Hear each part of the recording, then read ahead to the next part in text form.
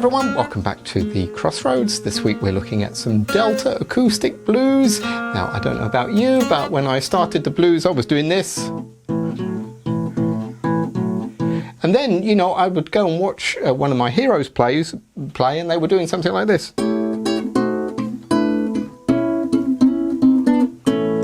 And I think, what's going on there? It's taken me 6 months to learn this.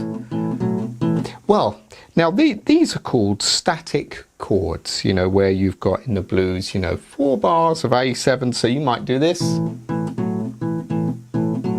Do that for 4 bars, or, you know, play A7. And you can do that, that works fine, but it's nice if you can add some movement into your chords. Now, you can add movement by knowing a few little tricks. One of the tricks is knowing sixes and thirds. So if you look at the major scale here, I'm just going to go through, this is essential to know this, I will teach you this piece, but so if we look at the first 3 notes from A, which are A, B, C sharp, if we played them as sixes, you'd have this. So this is 5 on the high E, 6 on the G, 7 and 7, 9 and 9. So you can go up, and you can go back down.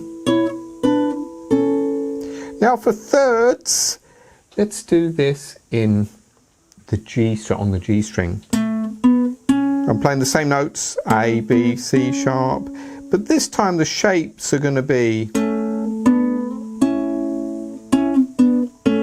so this is 2 and 2. 2 on the G, 2 on the B, 3 on the B, 4 on the G, and then move that up 2 frets higher to 5 on the B, 6.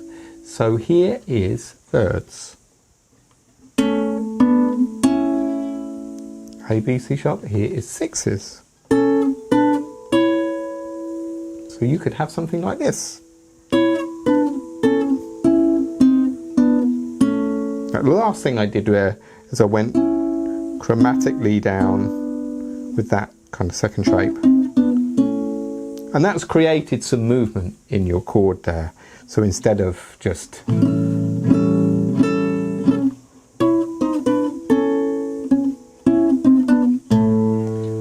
there we go, thirds and sixes, very useful. Now just one thing further from that, here's your A note, this would be the A chord in sixes. Let's say you wanted to do that in D, well then you could move up here, here's your D on the 10th fret of the A, play the same thing.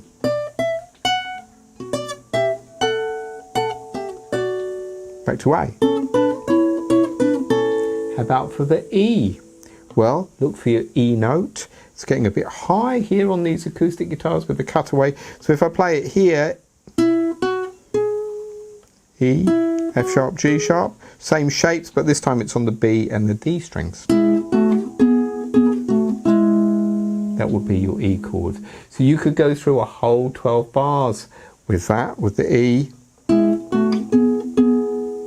D, A.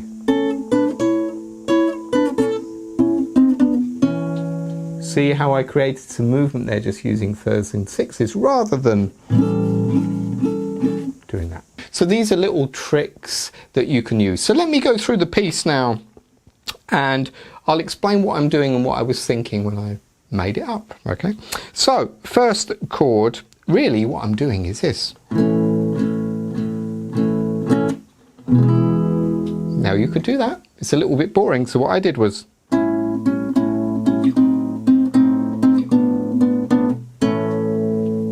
okay, now what is going on there?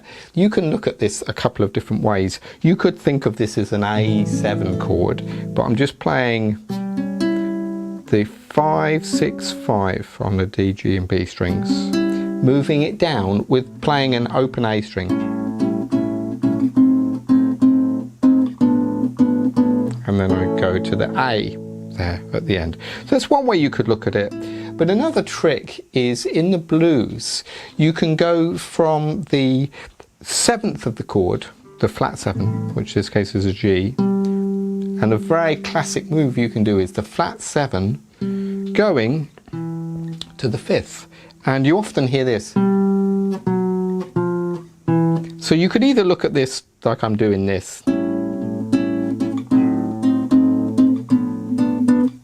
resolve to A, all right?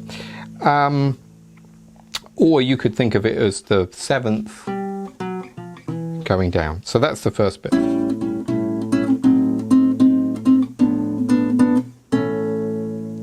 And then what I do is this. Okay, now this little bit here, what did I do there? I did exactly the same thing, but I changed it up a bit. Can you see this turnaround? I'm still going. So still the 7th, the flat 7th to the 3rd in A, but I'm just keeping this A note at the top going.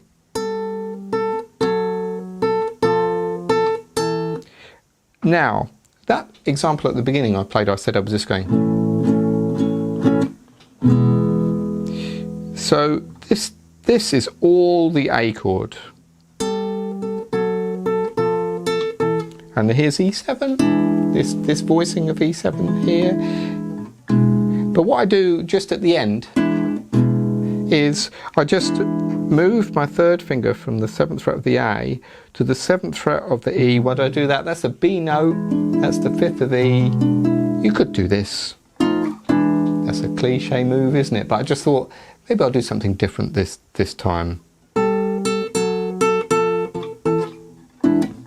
Or, you know, if you prefer that, you can do that. Okay, so there we go. Now, after that, I kind of went into the song.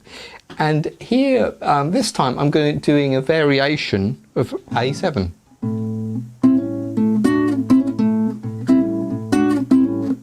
Okay, so I'm using my thumb here, and that same chord we used at the beginning. So I hit the thumb, then I hammer on to the 6th fret on the G, that's the major 3rd, to C sharp. I play 7 on the D. Why do I do that? That's an A note. Then I flatten my 3rd finger across the 7th fret of the G and B and hit those 2 strings. Another hammer on again, back to the A.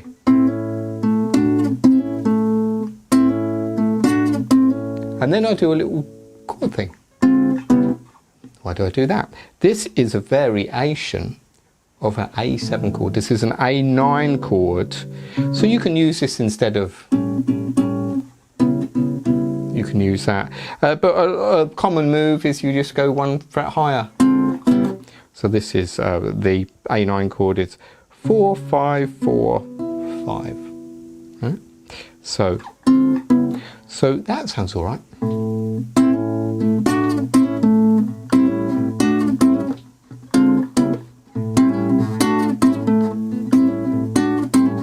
Okay, there we go. That's the A chord. Now we're going to a D chord, and I just do this D9 chord.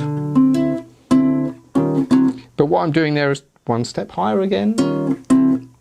Okay, so that's the D. And then I do this move.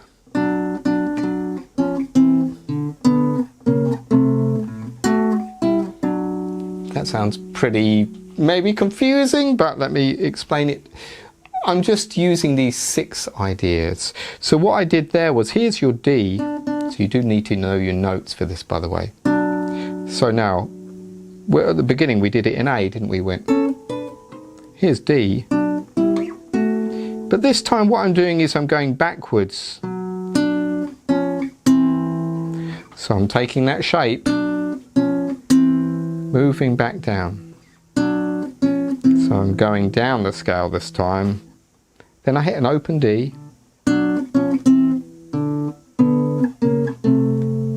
Now I'm crossing over strings. Let me show you this in A so it makes sense. Here's your A. Say I did this. Say I did the same move in A.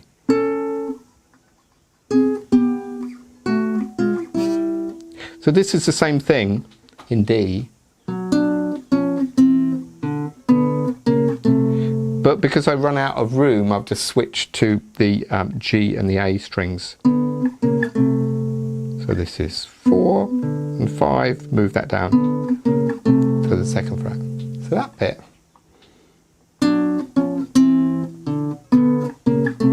And then I do go down those 6s.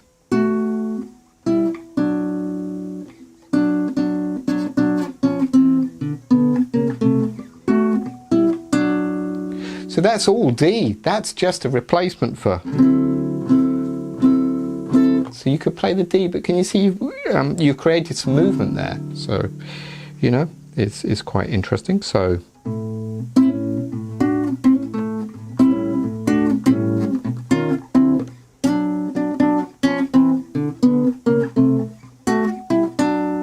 Then I go back to the same kind of A thing again. But I think what I did there was I did that same trick again. I went. So there's those sixes in A. But this time I went chromatically down. There we go. All right, 9, 8, 7 to there. All right, so this takes us to the turnaround or the E chord. And for this I went.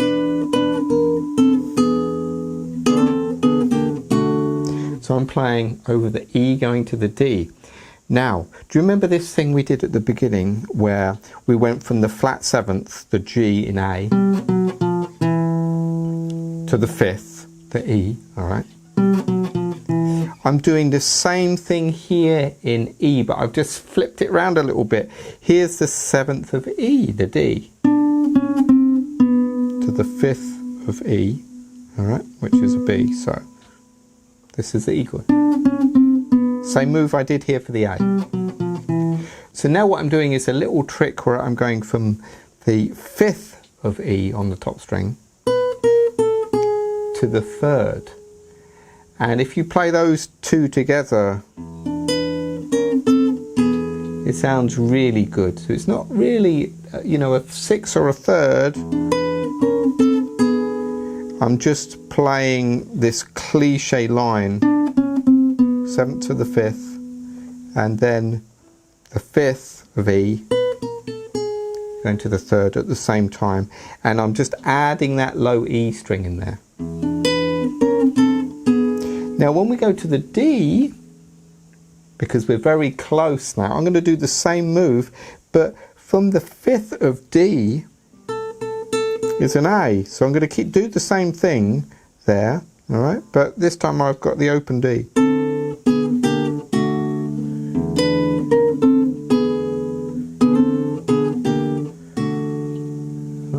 There we go. So that's a little move. Obviously, if you wanted to, you could think of those 6s in E and you could go to the D and create some movement. I just went for that option. It's up to you. So yeah, sounds good.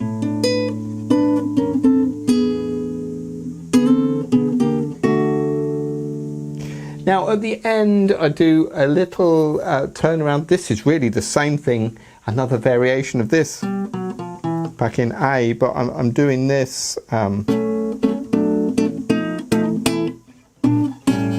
Now this is, I'm doing the same move. Can you see? I'm doing that. And the next time it was a bit like I did on the E chord, but I'm going now from the 3rd of A, which is a C sharp, to the 5th, which is the A. So you could go down, which we did in that example, but you could go up. But look, if you put the two together, you get something called contrary motion. See, that line is going down, and this line is going up. So when you put together, that's good. So it's just, all I'm doing is plucking the D, G and B strings,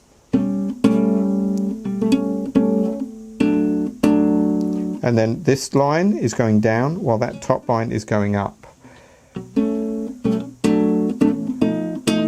And then I just finish with that classic, you know, kind of B flat going to an A, or you can just think of, you know, the A chord moved up a semitone and back down again.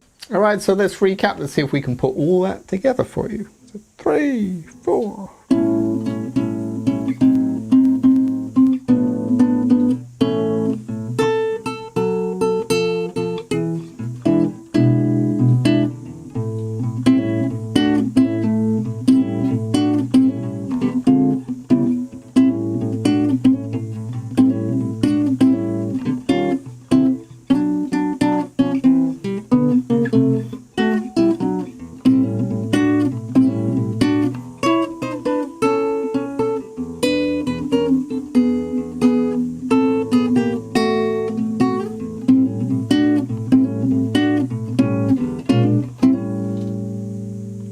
That time at the end, I forgot to do that move.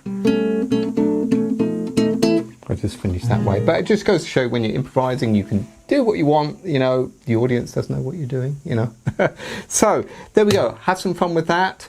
Just the main goal of this lesson, you can learn the piece, that's wonderful, but keeping in mind movement.